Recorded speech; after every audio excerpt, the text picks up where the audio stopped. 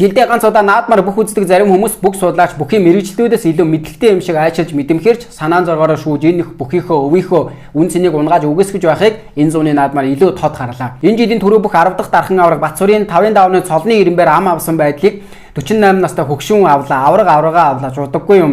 Энэ ам авах байдлыг болиулаад суглаагаар барилдуул гэх үгсөд хөвөрсөөр Монгол бүхэн ялгарх чухал зүйл нь цол хэрэмб ирэм дараа юм. Түүнийхээ төлөө өрсөлдөж, түүгээрээ ирэмлэгдэж, оноол таарч бүхийхөө цолныхоо үн цэнийг урдаас хадгалж ирсэн.